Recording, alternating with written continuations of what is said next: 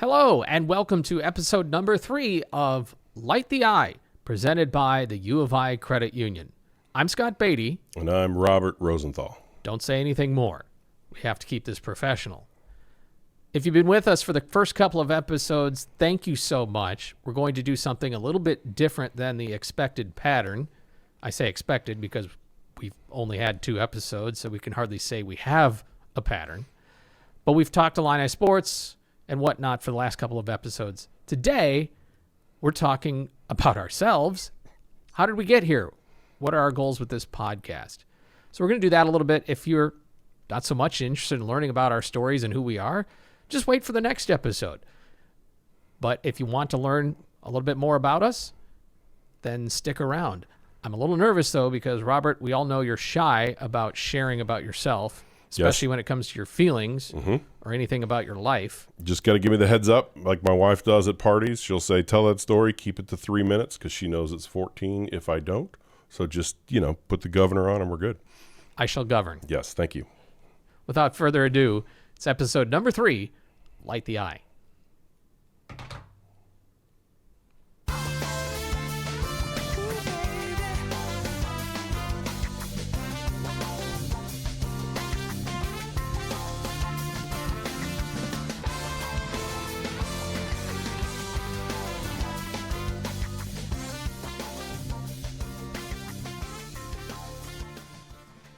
So I got a few questions and comments from folks. Hey, how's the new podcast going? Have you gotten any good feedback? And like any good podcast host would say, yes, we're getting great feedback.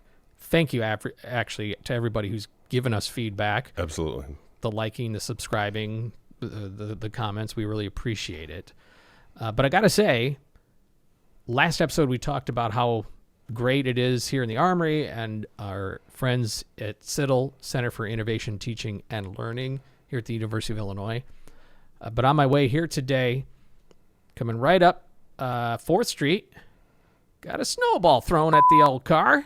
Really? By a student or like a kid? Yeah, I would say some hooligans that may or may not have been in front of a house with some letters on it, some Greek letters on it. Like. So we got to have a discussion with the neighborhood association, because these kids, I don't know exactly where you were housed on campus, but maybe you Champaign all 5 years, and I support the throwing of snowballs from campus houses. I'm not old enough that I'm beyond the snowball toward the windshield, having done that as a youth. Yeah. I still support 19-year-old kids being 19-year-old kids. I was so laser focused on making the turn and finding a parking spot that I just didn't have the bandwidth to roll down the window and hey, you and kids, shake a fist. Yeah, and just be like, ah, you kids, that's great. Yep. Yep. But anyway, yes. I got to. Look, so that's how we're going. It's part of being on the campus and being in the campus community. You're going to deal with 19-year-olds being 19. I kind of like it. So we thought that this episode we would just to help folks get to know us. Yep. What we're trying to do. Some people have known you for a long time, having followed you on your website. Some folks have heard me on the radio or whatnot. Some people are here for the first time. So we thought we'd share a little bit. Sure. I think I'll interview you and then you interview me, right? I don't know how this works. Yes, I'll interview you first. I'm a little bit hesitant to say, because I'm very aware of like navel gazing 100%. And talking about yourself can just be sort of self-serving. Yes. This is probably a lot easier for me because I write this way on a Illini board. Like I'm just sharing my personal story and how it ties in with the game and that type of thing. So this is probably a little easier for me than you. Yeah. So that's why let's put you on the hot seat first, and I'll guide you down the path, and then you can try to keep me from talking for an hour. Yeah. But I mean, I've been interviewed before, Sure. more about, Illini sports or whatever. Mm-hmm. But my whole mindset in my career has been, I'm here to set up everybody else. Yes. Or just tell you what's going on if you're doing play-by-play. It's not a real show about me. Yes. Well, let's start with this. Okay. Why did you pick Illinois? Like, why did you come here to school? I mean, you could talk about where you grew up and this and that, but what led the decision of that's where I'm going to college? This was the best place that had the mix of things I was considering. So I actually started in engineering, as a chemical engineer, but I was also in music. And I knew that I could start in engineering and potentially have a fairly easy switch into a music major. I had auditioned into School of Music and been accepted there as well. So that's how that came about. Plus, I was an in-state kid. There were other schools I looked at, but it all just made the most sense, both practically and for what I wanted to do, perhaps with my life. Here I am on a sports podcast. Sure. Was it 1 year in chemical engineering? Yeah, And one then semester, music? 1 year. Yeah. 1 year, one full year. Yeah. So what was the moment of deciding, like, you know what, when did you call your mom and say, like, hey, I think I'm going to switch to music? It was late first semester. And it wasn't because I didn't like what I was doing engineering wise. It was just I felt the pull to go back to music. I say go back. I was heavily into music in high school. And it came out that's the direction I went. Yep. And I almost went into journalism in college. Not here at the U of I, but I was exploring that as I was applying and looking at journalism schools, and ultimately settled not in it. But here I am. Yep. What was the at what point did you walk through, okay, I graduated with a music degree, wanted to do that, and then, walk me through all the career shifts? So after college, I taught music for a few years up in the suburbs in Naperville, and then had a calling into campus ministry. So I worked in that space here at the U of I. This was 20 years ago that I started in that.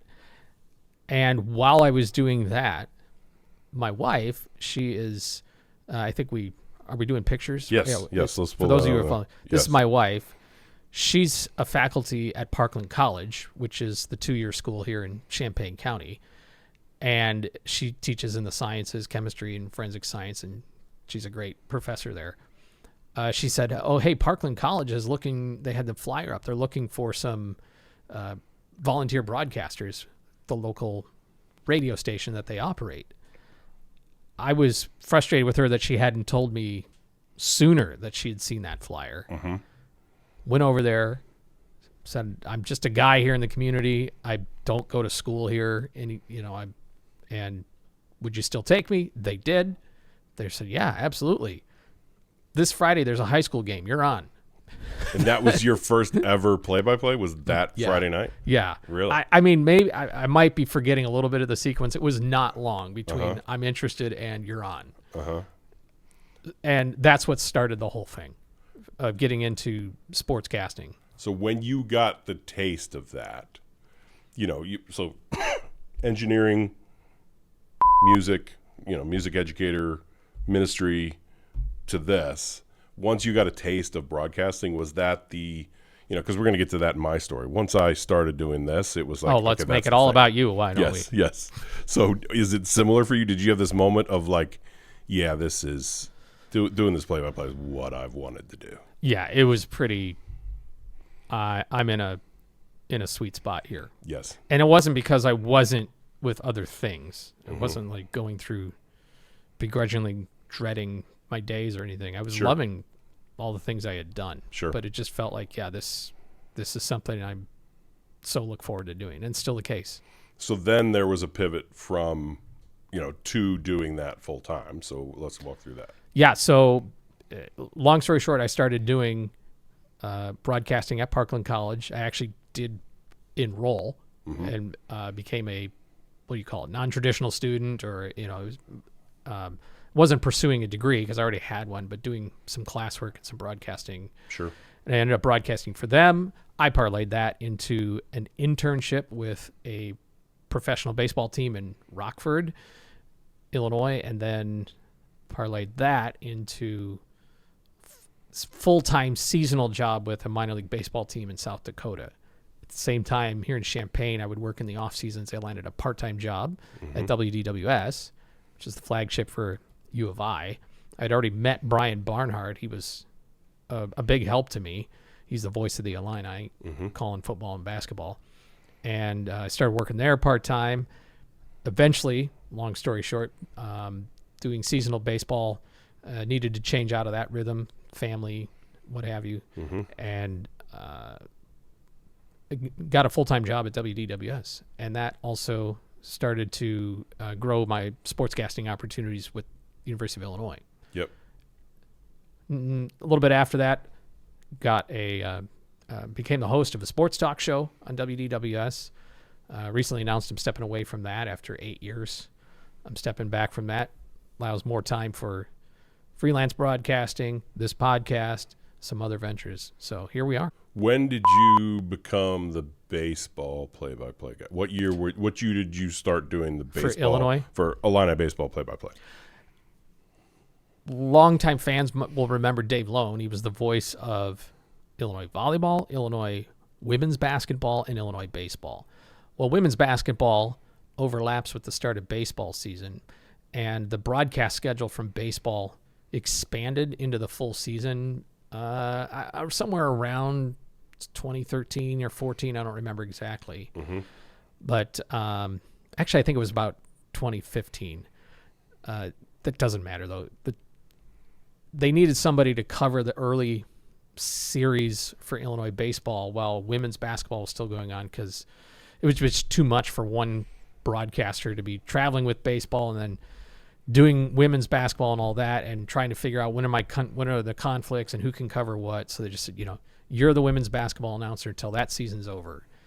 So we will have somebody else cover the early part of the baseball season. So I would do that, and I started that in 2017.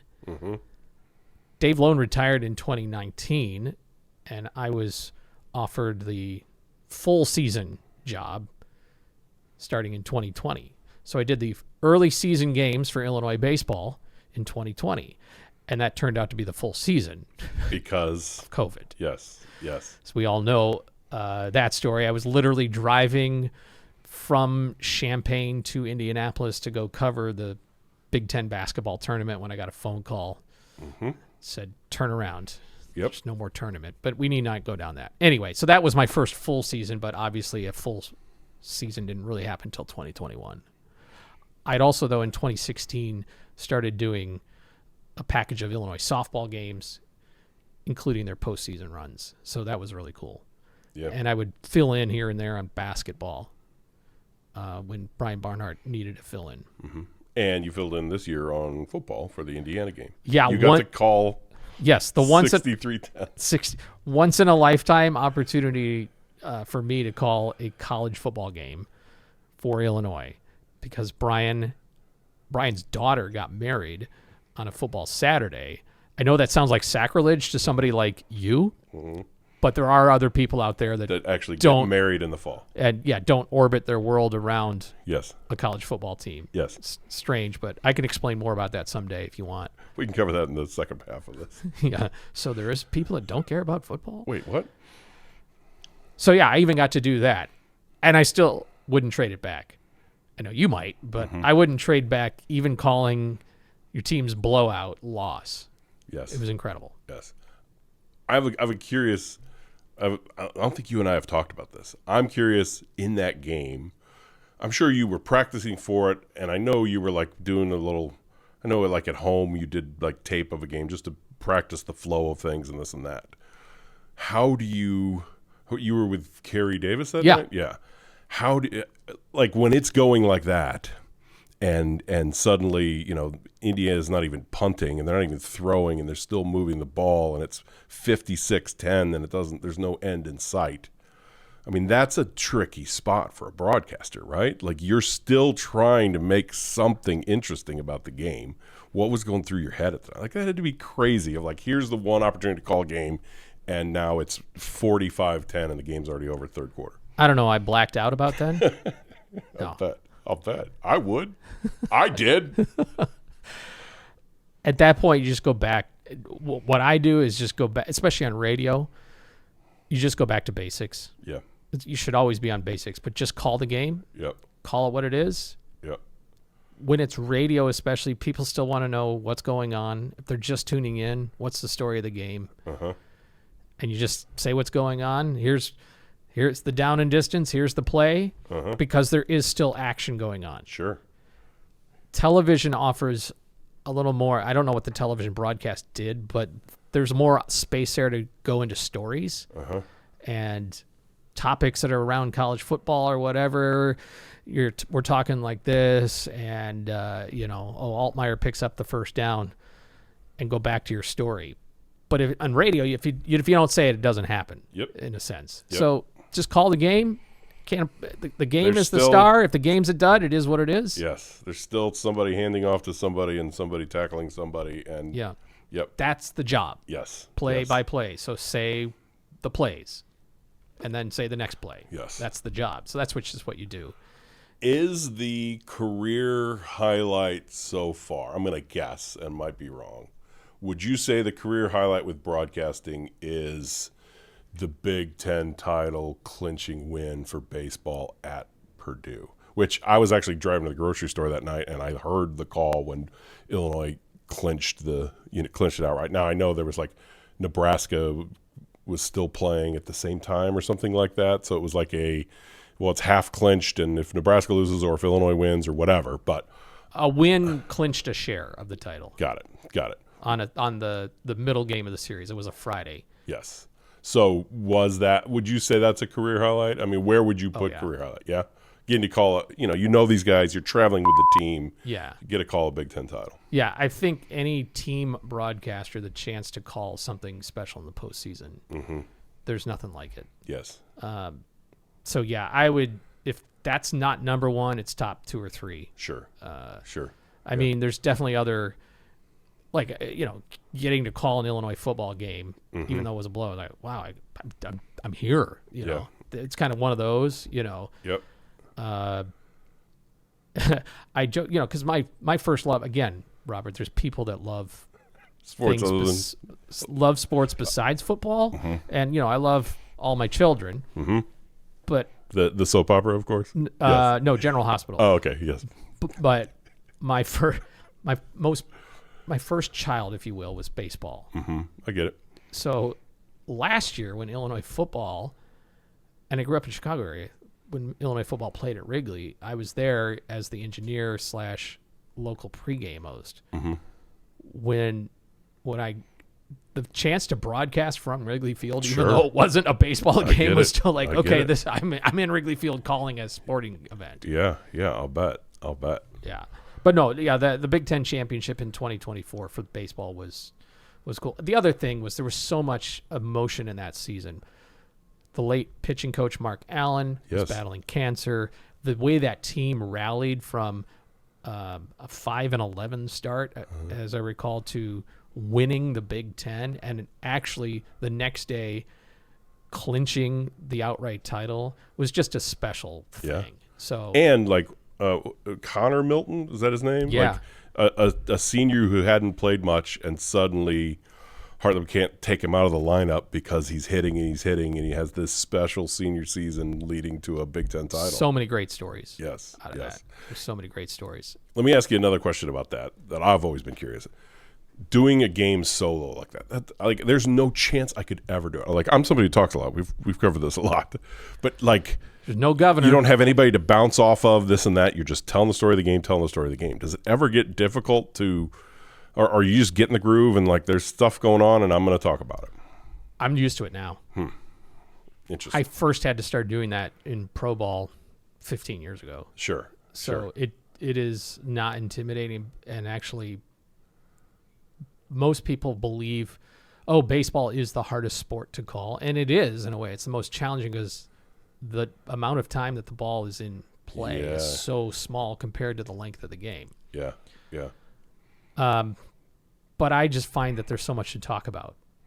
There's always just more. I mean, sometimes, it feels like the game's not moving along or it's in a rut, but there's so much to describe. I find the challenging. I've never called a hockey game, but I would find that more challenging on radio because my brain would say, there's how many people are in hockey? 5 Yeah, Plus a goalie, 6. yeah. Yeah, so there's 12 people out there, and they're all just moving at the same time, and I can't possibly describe this to you, and I will feel like I'm always giving the listener a disservice. Same with volleyball, although I have called volleyball on the radio, and it's great. I love it. But you just cannot possibly describe everything. Actually, football is a little bit that way. How can you possibly say what 22 people are doing at once? In radio, you say, Fagan's the ball carrier, runs off right tackle, gain of 3, wrapped up by Jones. That only describes a minuscule amount of what actually just happened on the field. Yes. But that's the main headline there. Anyway, there's a lot of space to fill in baseball, but I just find there's also a lot to tell you. What would be the ultimate thing to call? Like, is it Olympics? Is it World Series? What would be the ultimate? I got to call that game, that something. Just a single game? A single thing. Like, what's the dream of a broadcaster of I got to, or is it getting to a professional game? Or is it, hey, it's going to be hard to top, I'm an alum of Illinois and I called a Big Ten title, or is it College World Series, or is it, Well, I that's where I think there's always a tension point that I live in, and I think a lot of broadcasters do, is you want the next thing. Yeah. There's a natural desire to want the next thing. I heard a conversation about how, like, the Bears are no longer getting the 6th team on the network calling their games of whatever pairing of broadcasters. They're starting to get the A team, Sure. the Kevin Burkhardt and Tom Brady or on Yeah. Fox or whatever, because they're better, right? Right. And just like, imagine if you are the 6th on the depth chart for a major network. You first get that job and you're like, I've made it to a network and I'm on TV. And then you start going, well, when am I going to get, Yes. when's Jim Nantz retiring? Right. When am I going to get my chance there? And there's this constant tension of, I think people work in radio or TV anchors. I started in this small market in Wyoming, and then I moved to this little bigger market in here. And then eventually I want to get into a top 50 market. And there's always this want to climb the ladder, but have to learn to be content with where you are. So for a lot of reasons, where I am is just great. Love it. Calling games for the school that I went to, covering the teams. In terms of life balance, I was spending summers away from here when I was doing minor league baseball. I'm broadcasting where I live, and this is where my family is, and our kids and hobbies and all that. Yep. That was the only other question I was going to ask is, I'm not going to have you like dox you or like give out your address or your phone number or anything else, but do you want to say anything about like the personal side, your family, your mom's in Chicago and you live here, and anything else like you want to just share that people should know about Scott? Well, I grew up in the suburbs of Chicago, Naperville. After which high school again? North? Naperville North, home of David Alano. Got it. Okay. And Paul Lazan. Okay. All right. Paul Lazan. All right. It's funny because Aiden Lawfrey is going to be on WDWS's Monday night show at the Esquire, and like everybody from a lot of folks from Gibson City are going to be there for the show. Yep. And I'm sure if you go around GCMS, like everybody knows who Aiden Lawfrey is. If you went back to Naperville North and just said who's Scott Beatty, like nobody would know. Not that I'm even at that status. I'm just saying I graduated with 700 people. Yes. In my class. It's just different. My high school had 776 people. So, yes. Yeah, but no, anyway, grew up in Naperville, and my mom and my wife, we met in high school in Naperville. We started dating in high school, so we're one of those.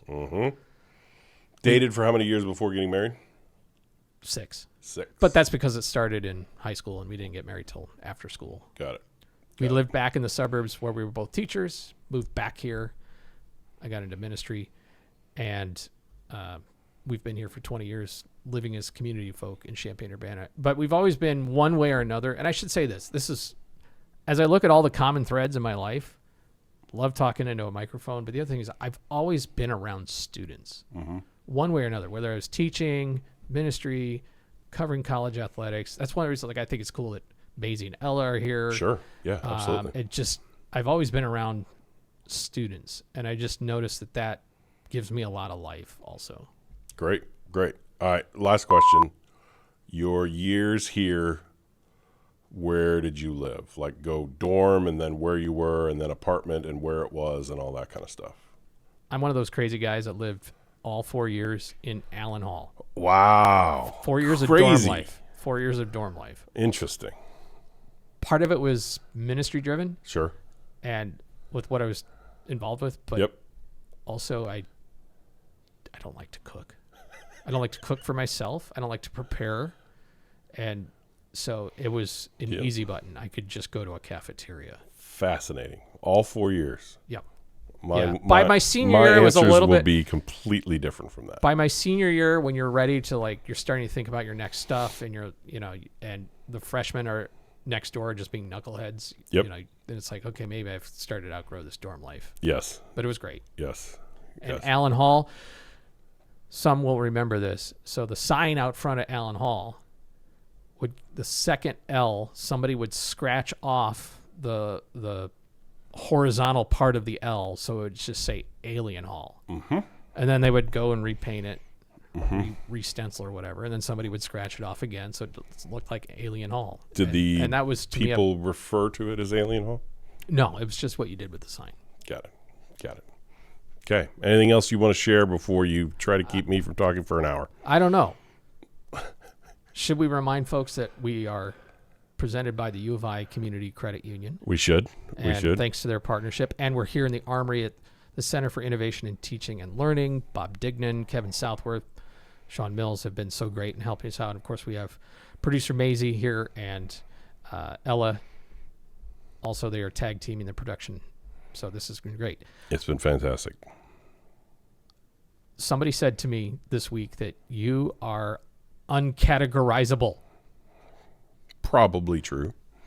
When I thought about future careers when I was young, broadcasting was certainly one of them. Mm-hmm. Did you ever say, one day I'm going to grow up and be a uber fan of a college team and then share all my feelings about it on a website and in social media, and that's what I will do? I did not, but my sister reminded me early on when I started the blog that in when I was like 7 years old or 8 years old, I told the family I was going to work for Sports Illustrated so I could go to the Super Bowl every year. Because for some reason I realized that you could go to the Super Bowl for free if you worked for Sports Illustrated.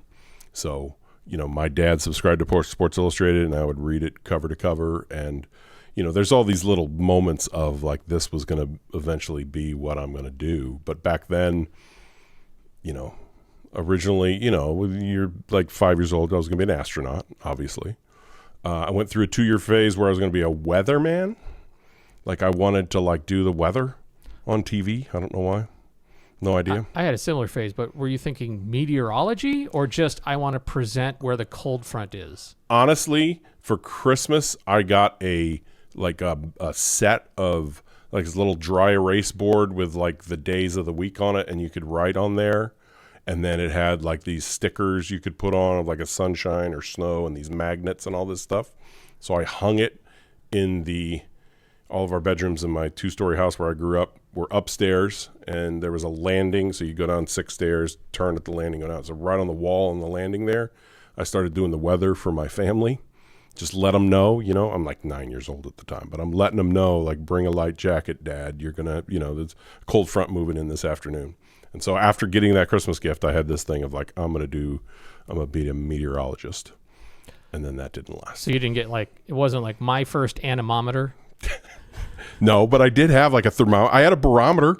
I would put the barometric pressure on the chart for Mom to check out before head to the grocery store. But yes, that was my little phase. So then I took this is how lame I am. I took the pre-SAT, which is like sophomore year of high school. It's like the practice test before you're actually going to take the ACT or the SATs in as a junior. As part of that, they did a career survey, rank 1 to 5, how much you would enjoy A, B, C, all these different questions. When I got my score back, the thing said, no joke, landscape architecture was like what the career, and I was just a pretty standard person. I wanted to go to Illinois because of the sports. I went to the guidance counselor, said, does Illinois have landscape architecture? Yes. All right, well, that's what I'm doing. And that was, I put no other thought to it in any other direction than that until obviously 5 years ago when I left my landscape architecture career. So that was the whole thing. Is I took the pre-ACT or pre-SAT, I took the career survey. It said, you should be a landscape architect. I'm like, I don't know what that is, but okay, I'll do that. And so I applied for landscape architecture here, got in, and that's my degree. And of course, you were in love with Illinois sports. Yes. I picked Illinois because of the 89 Final Four. Like, that was spring of my sophomore year of high school. I'm like, I'm going to be an Orange Crush. This is all I need for life. Like, this is it. Along the way, you start a blog. Yes. That was years down the road, probably. Sure. So probably the best way to go through this is just walk through. I did 5 years here. So I got here in the fall of 91, graduated in spring of 96. 4-year program I did in 5 years, barely. Then I got a job in St. Louis at a landscape architecture firm. That one lasted 8 months before I was laid off.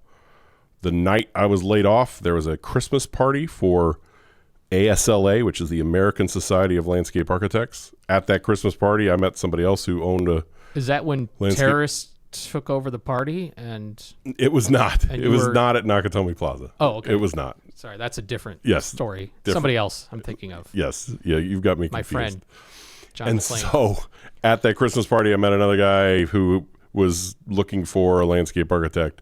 I started working there, and I worked at that company for 24 and a half years before doing this.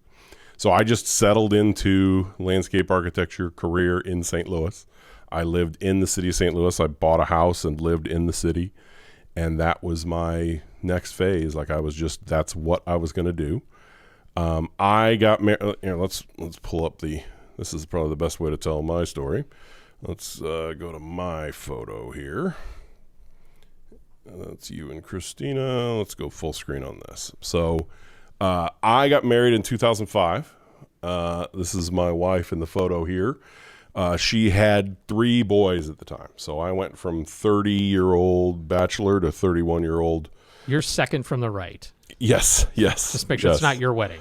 Yes. And so my parenting phase was very short because the boys were 12, 10, and 8 at the time. So Tim, my son all the way on the right there, he, graduated high school 6 years after I was his parent, kind of thing. Like, I barely had any time to parent some of these guys, but their dad wasn't involved in their life, so I was able to adopt them. So that was a big part of it for me that, we just kind of, she had been raising the boys for 10-ish years by herself, and I just stepped in and adopted them, and their names changed, and we moved forward like that. So this photo here, I don't know if it's up on the screen, but if you put it back up, Maisie. This photo is from my son's wedding. That's my middle son in the center and his wife. And then we also, along the way, quasi-adopted a 4th son. So all the way on the left of the photo is Aaron.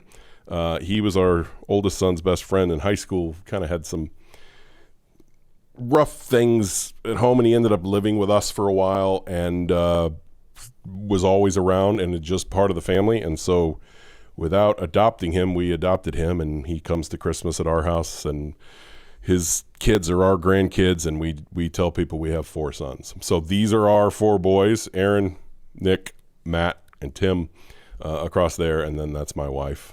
And then in the red in the photo is Aaron's wife, and in the wedding dress is Matt's wife. So all of these people in 11 days arrive in Champaign for the first Christmas where we've been able to get everybody together. And so my life moved very quickly from bachelor to, parent who had 6 a track meet on Saturday, but also had to get to the flag football game, but also had to also get to the wrestling meet and all that kind of stuff. I just dove right into that phase. So it's out of that phase that I came to start the blog. As the year Tim went off to college and the year, I guess Matt turned 16, got a job. We never saw him, get a car, get a job, junior in high school, and you just never see your kid as much as you did the year before. And then Nick was 14 at the time, and Nick, when you're 14, you shut the door and stay inside your room as much as possible. And I needed, my wife started a different job at the hospital where she worked, and she started going in at like 4:30 in the morning, which means she was going to bed at like 8:30 p.m. And my evenings were wide open. Like suddenly from all of this stuff going on and going to track meets and going to this and wrestling meet and that and to take him to band practice and all that, it was suddenly 8:30, crickets in the house, and I had nothing to do. So I'm like, what should Robert I do? time. Yes. And so it was, well, I always kind of liked sports stuff. What if, there's these blogs now. What if I started a blog? And that was the origin of the whole thing. I didn't have I'm going to change my career. I'm going to go do something else now. It was simply, my wife just went to bed. It's 8:30. I'm going to be up till midnight. What am I going to do? But if I had come to you at that point and said, would you like to come cover sports and go on a path that maybe one day could get you to that Super Bowl, and you could be writing about sports, but not necessarily Illinois. At that time, would you have gone, yeah, this is interesting to me? Or at this point, we're like, Illinois. So I had a little taste of it because my job in college, junior and senior year, was I worked at the News Gazette as a score taker, so this is like 94, 90, 95. And at the time, high school coaches could not enter the score of the game online or anything. It was simply on a Friday night, I would go to the News Gazette. I would answer the phone. It's the coach from Cerro Gordo calling in. He gives me the whole box score, in the second quarter, so-and-so, 7-yard touchdown run, all that kind of stuff. I would write it down, build the box score that would go in the News Gazette the next day, hang up the phone, and then the, Georgetown Ridge Farm coach would call, Sure. And I would take down that score. And then same thing for basketball somebody would call in, maybe it's the student manager, maybe it's the head coach and this and that, and they would call in and say, Jackson had 17 points, Anderson had 12 points and 3 rebounds, and you just fill out the forms and do that. So I did that at the News Gazette for a while, and then I switched to, this is some old-time newspaper terms, I moved to a job called agate shooter, which was, at the time, the agate page is the scoreboard page in the sports section. The little font. Yes, all the little stuff, the NBA standings, the local bowling scores, the results of the 5K on Sunday, all of those things that go into that one page. Again, this is pre-internet, so it was, this was burgeoning internet. So you could, at the time in 95, get on this wire service with the AP, and you could pull the NBA standings down, and they were updated all the time. And so you'd go grab the NBA standings after the final. You remember the News Gazette at the time was like a midday paper, and so there was no deadline at 10:30 p.m. So it was the perfect college job, because if there was a Sacramento Kings game, whoever was agate shooter that night had to wait until that Kings game was over. It goes to overtime. It's getting over at 12:45 p.m. local, and then you have to get that score set up sometime overnight. Just checking, where would your wife be on this story at this point? Would she be elbowing you? No, this is 96. No, I know she's not in your life yet. Oh. I meant if you're telling this story, if she was yes. here presently, would Yes. she be elbowing you? No, she does this thing where when I'm going too long on a story, she'll there was one time, I'm going to tell a story. No, I don't need that story. No, it's coming. Nope. See? It's going to happen. It's unstoppable because it's funny. All right. For those of you who are listening and working out, you just have to do another set here or It's lap. the best way to describe me as a person is this story. Okay. We are at her stepsister's house. This is not long after we got engaged. They hadn't heard the engagement story. Okay. In a lot of couples, maybe it's the wife who has the details of that story, maybe there's just I don't really remember this Right. and that. I'm a guy who's going to give you a 45-minute engagement story, okay? She got to the point they had made a cake for us as like a celebration of us getting engaged. She didn't want to interrupt me. She wasn't at the elbow point yet. We had just gotten engaged. So she took the piece of cake and was just kind of like mashing it inside the fork. She made this pile of cake on the middle of the plate of like, I'm not going to say anything. I'm just going to let him go on. And so that's our little keyword of like, oh wait, you're mashing the cake, aren't you? Yes, I'm probably doing it once again. So that's how I am with it's how I write. When I write a 4,000 word article, it comes from this space. It's just who I am, how I've always been, and how I always be. And you just have to be my governor. Like on a go-kart governor. Yes. Yeah. Okay. So yes. I'm going to governor. Let move it. You're in the full-time space now. Yes. Of sports media. Yep. But you don't quite fit a category. And so people are asking, so what's this? Mm-hmm. What is this? Mm-hmm. Is this anything? Yes. This podcast, which we appreciate the opportunity. I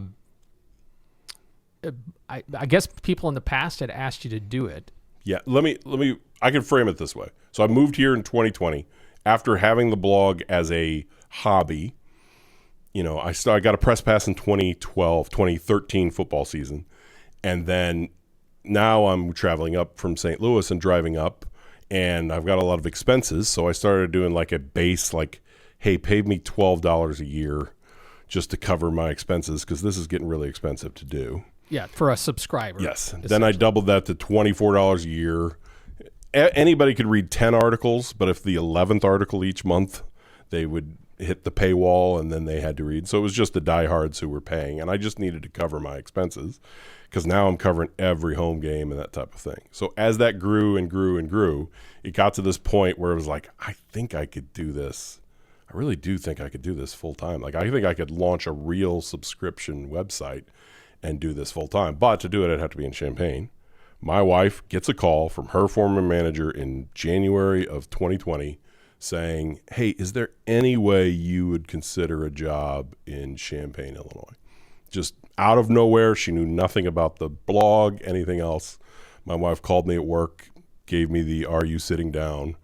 and just said, she said the job's mine if I want it. She's been looking for somebody, and we could, if you want to do this, we could do this. And we would move to Champaign, and you would leave your 25-year landscape architecture career. So we did that, moved on. We moved here. Perfect time to move here on April 4th of 2020.